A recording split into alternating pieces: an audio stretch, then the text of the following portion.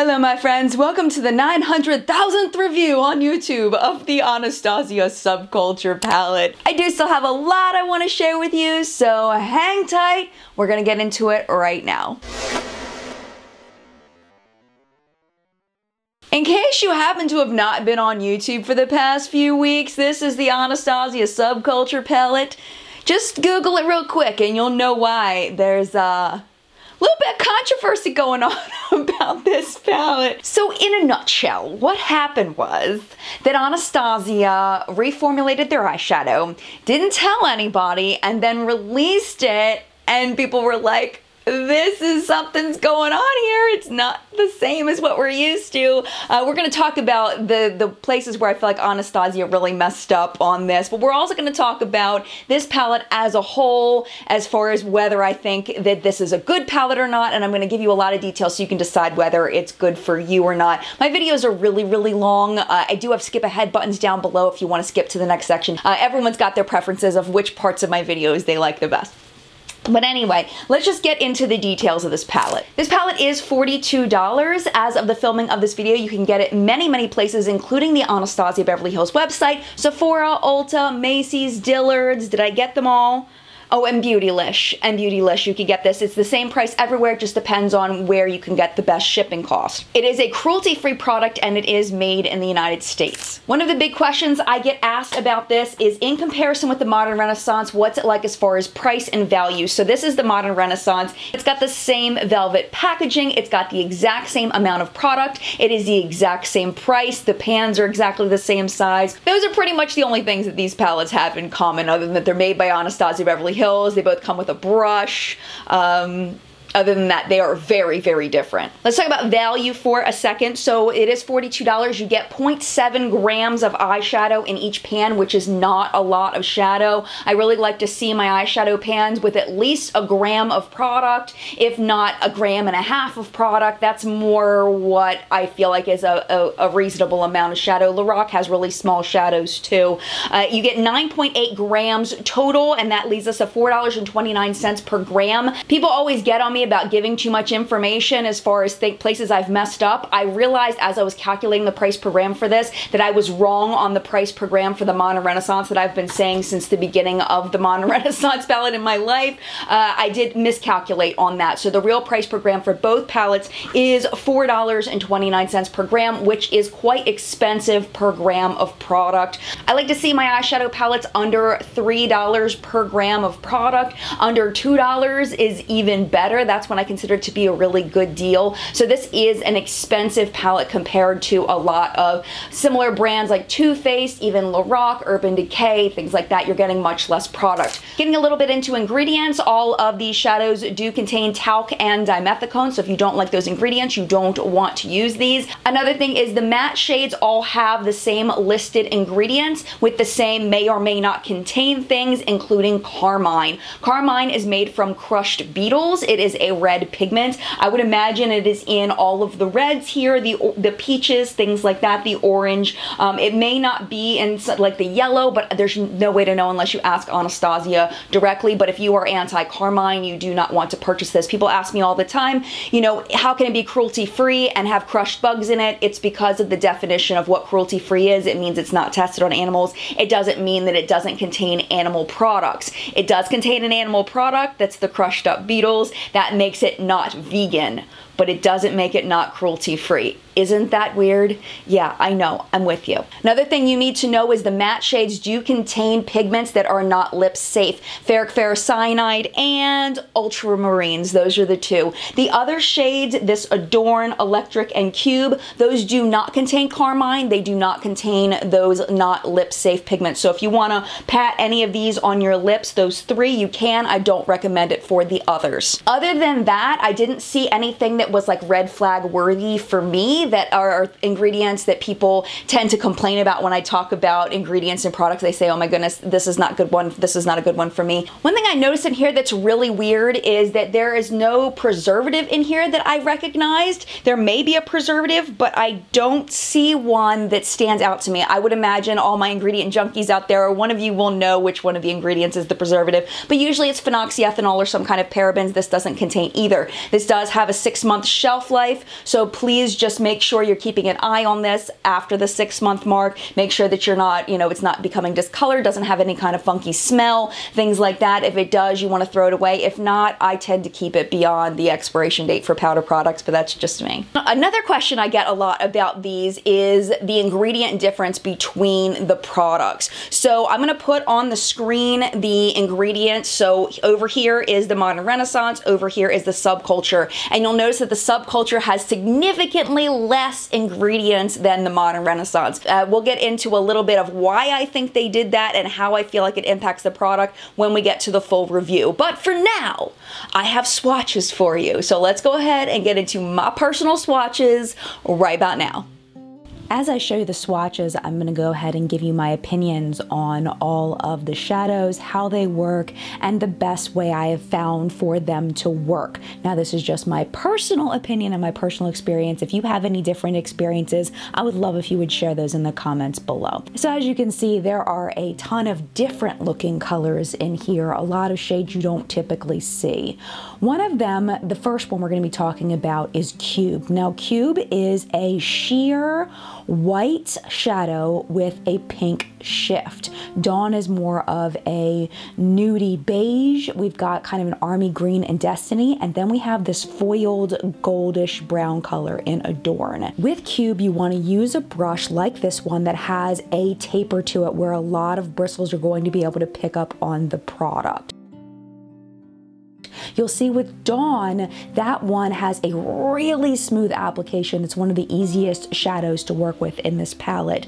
Destiny is a little patchy to apply at first, but it can definitely build. You just have to keep playing with it. And Adorn is a wonderful foiled shadow. You can definitely build it up to full opacity.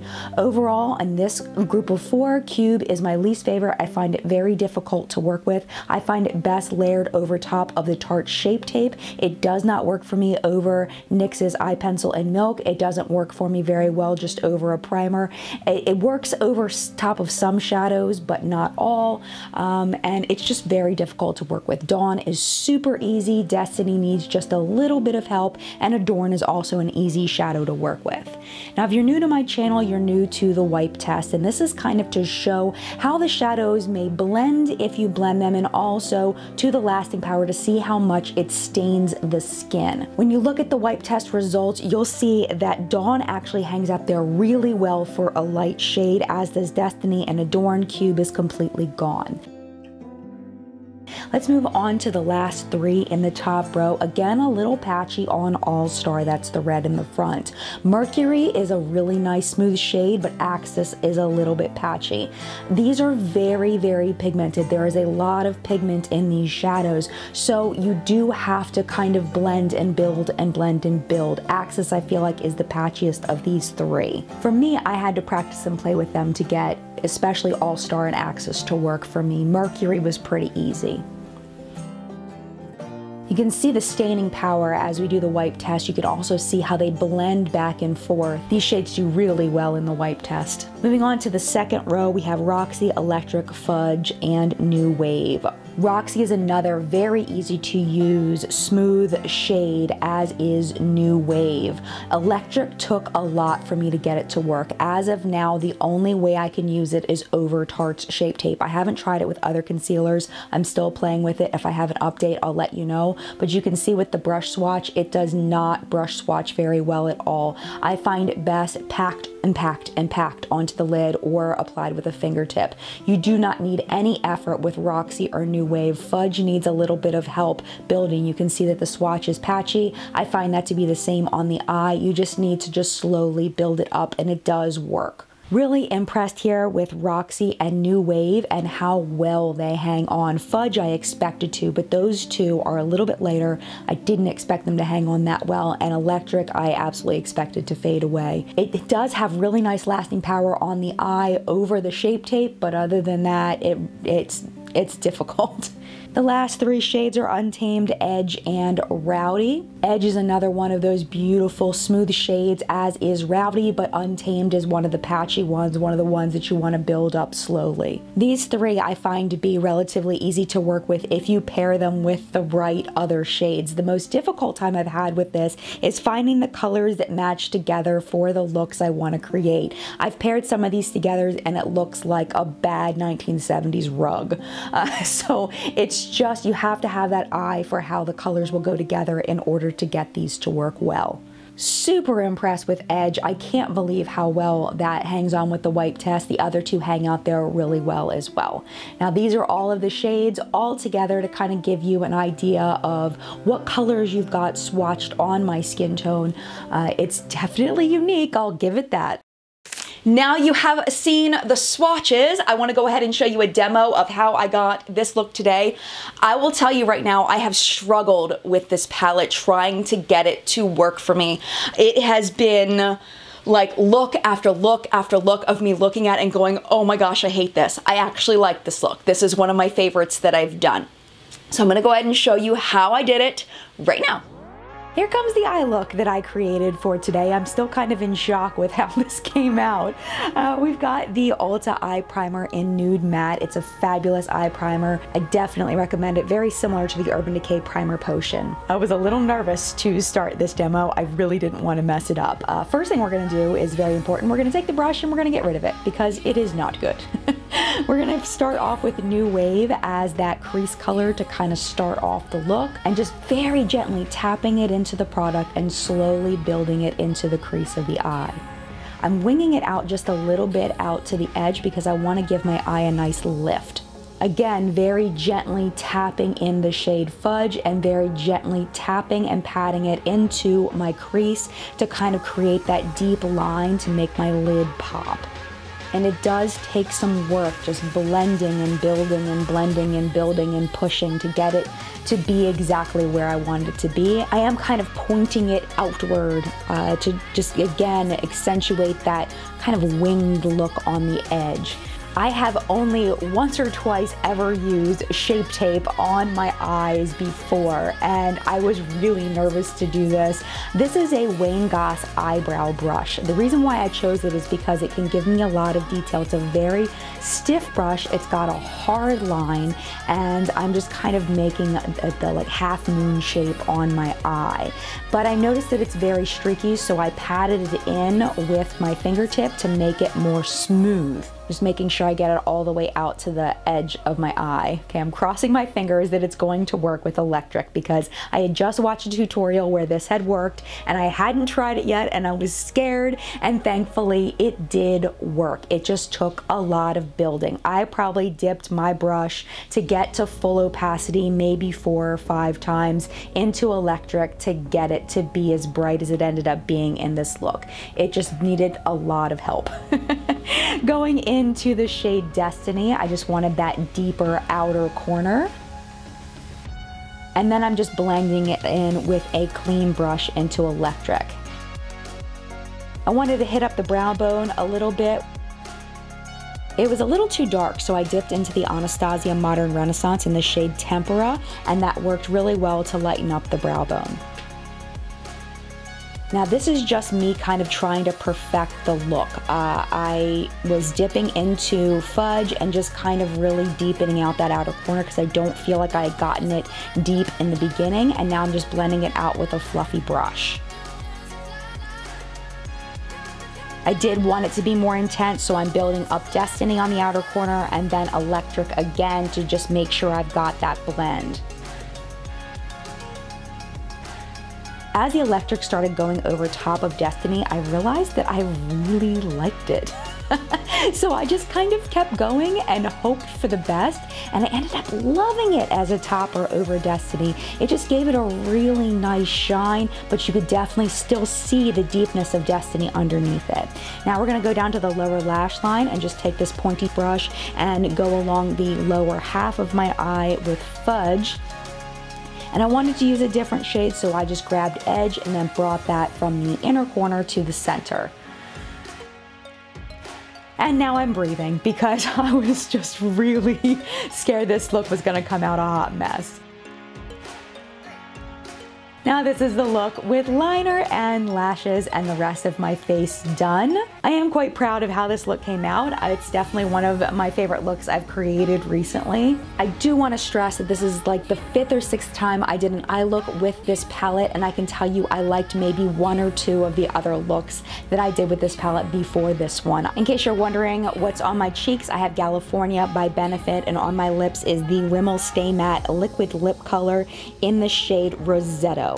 So now all the factual stuff is done. Now we're gonna go from objective to subjective, and I'm going to be giving you my personal opinion on this palette and hopefully try to guide you as to whether this palette is going to be good for you or not. So the first thing, I've got to kind of critique Anastasia and the choices that the brand has made with this palette. So they changed the formula.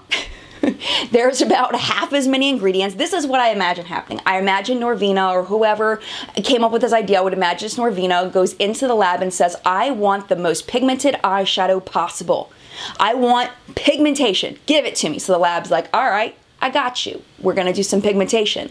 So the formula goes through, and of course everything is very, very different. There's a lot less ingredients. So I would imagine that this palette is probably pretty expensive to manufacture, and that there aren't a lot of filler ingredients in it. It really is a lot of pigment. I remember watching Wayne Goss talk about this. I think Stephanie Nicole talked about this, that this is more of a pressed pigment formula instead of a eyeshadow, typical eyeshadow that you would find in a pressed form in a palette.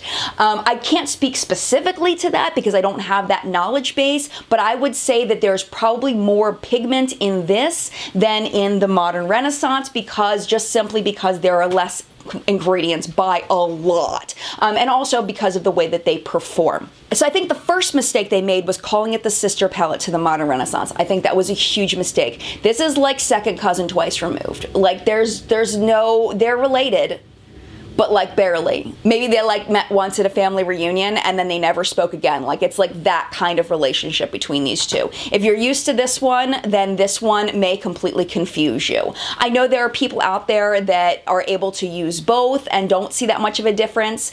That was not my experience, and I can only speak to my own personal experience. So because the formula is so different, and because they market it as being similar to this, when people got it, they expected this and they didn't get it, and they were rightly confused by it. So I think that it would have been better if Norvina had said, our most pigmented eyeshadows ever. You know what I mean? Like, you know, it somehow advertised it as being, you know, very highly pigmented and a different, unique formula that she's so proud of. You know what I mean? Like, there was a way to do it to give people a heads up, but still make it sound, you know, like something that they would want. I think if people knew what they were getting when they got this, they wouldn't have had as much trouble with it. I think her next misstep was the brush that's in here. The brush that's in here is pretty stinking bad. This side is really bad. This side is just okay. This side, oh my gosh, it is pokey. It doesn't pick up product very well from this palette. I found that it picks up drugstore eyeshadow palettes, products much better than with this, something that's a lot less pigmented. I find this brush extremely difficult to work with. I tried and tried and tried, could not get it to work. This side is a little bit easier to work with, but again, it's definitely not my favorite. You saw in the demo, I was using my Ulta Beauty brush, which is not my favorite because it's also kind of scratchy, but I find it easier to use than this one, and that one was really, really cheap. Really cheap. Just like I had said with the Kat Von D Glimmer palette, I wish that this had come with some kind of look card, some kind of directions, some kind of something. Norvina is amazing. She could have put out a video tutorial and then put a link, you know, into the box. Some kind of heads up that told us that this is going to be a little different. It's going to need a little bit of different treatment. I have seen people take brushes and swirl them into the Modern Renaissance to show how powdered they are versus the Subculture. Yeah, these are a little powdery, so are Lorac shadows, but I can tell you that these, to me, are more pigmented, and you have to be more delicate than with the Modern Renaissance and with Lorac shadows. I mean, I love my Lorac shadows and I love that, but I feel like this one is even more soft than that, which isn't necessarily a bad thing. It's just something we need to know. The next thing is the shade selection. I give her credit for coming up with a unique blend of colors. I think these are very unique as far as you don't typically see a mustard yellow or, you know, this carrot colored orange or this brighter peach here. I mean, there's definitely, you know, really interesting shades in here. You got an eggplant, you've got like an army green. This is so unique. And one of the biggest critiques I've heard from people lately is, oh my gosh, if I have to see another neutral palette, oh my gosh, if I have to see another warm palette. She did not do that. She came up with something really unique, which I think is awesome. Because these are so pigmented, there's so much pigment, what I'm finding with these is when you take certain colors and you put them together, you'll notice that they turn gray.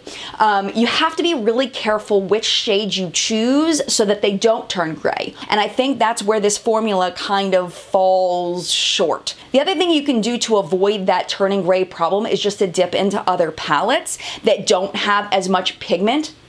These are like mixing paints because there is so much pigment. They blend together into one color instead of keeping their true colors. And it's just difficult for me personally to work with. I've seen people that can get them to work and not turn gray. That has not been my personal experience. Another big piece was that Norvina was saying that it was their first time using an automatic pressing machine and they feel like that was what was at fault. And what I got from that is they're gonna let this batch go out and then they're gonna press the next ones harder. Personally, this is my opinion, and I don't have evidence of this, but this is what I think and what I believe, and I believe that it's not necessarily a pressing issue as much as it just is a formula issue, in that, not an issue, but that just that it's different and that we just needed to know it was different before we got it, kind of thing. I don't think there's anything wrong with this formula. I don't think there's anything wrong with the pressing of it. It's just you have to treat them a little differently than you treat other shadows. There is also a thing about different batches, that some batches are better than others. My batch is P7G24. I heard the P7Gs were not good batches. They were the bad batches. I don't think this is a batch issue. I think this is an issue of not educating well enough and not testing well enough beforehand. You know, I wish that Norvina would take some of her most trusted influencers, some of the people she really believes know what they're talking about, make them sign a non-disclosure, send them the product before they even manufacture it so they can test it and give feedback on it. If she had done that, she would have avoided all of this mess. So now the last thing I want to talk to you about is, who do I think this palette is good for? Definitely, you've got to like some darker looks. Yes, you can create some lighter looks with this, but I find it to be challenging to get lighter looks out of this. I thought I was going to get lighter looks because we've got a couple of lighter shades in here, but I find that the darker shades turn it so dark that this is really an evening kind of look palette for me, or, you know, just someone that likes darker looks. So if you like a light, you know, going to work, nice, easy, you know, natural look, this probably isn't going to be the palette for you. Also, you've got to have an eye for how colors go together in order to work with this. I do not have that eye. I was not blessed with an artistic brain. It took me a long time to figure this out, and that's just me personally. If you don't have that artistic eye, you may either want to watch a lot of tutorials before you buy it, or as you buy, you know, as you work with it, or just skip it altogether. Another option is to take some of these really unique shades and treat them as single eyeshadows and use them with other singles you have or other palettes. That's another great way to work with this. The last group of people I feel like this would be really, really good for: people that love just playing. People that love just trying to figure things out and try different things and want to spend a lot of time with a palette. If you just want to just dip in, get the palette to work without a whole lot of thought, I really don't think you're going to want this. I think that's, you pass on it. You know, there's lots of things you can spend $42 on. This is probably not one I would recommend. But for me personally, am I happy to have it? Absolutely I am. And the reason why is because the shades are just so unique, and I feel like I figured out how to get it to work, and it makes me happy. Do I think I'm gonna pull for this all the time? No, not at all. Maybe in the fall, because I feel like it's got some beautiful fall shades in it, but I probably won't pull for it a lot, but if I ever want these shades, I know where I can go to get them. So that is it for my Subculture review. I hope you enjoyed it, and I hope you found it helpful. If you did, definitely make sure you hit the subscribe button. All of my palette reviews are in this format, so you can look forward to more of those in the future. I would love to hear your opinions on the Subculture palette down below. We are the collective brain of makeup awesomeness. It's a place where we can teach each other and learn from each other. If you have something you feel like I missed about this palette that I should try, something anything, a tip or a trick that you use that we can all learn from, I would love to read those. If you have any questions about this palette, definitely leave those in the comments as well, and we can have a discussion about this and how we use it, how we definitely don't want to use it. Anything you want to discuss, I'd love to read about it. So thank you again so much for watching. Mad love, and I will see you in a video soon.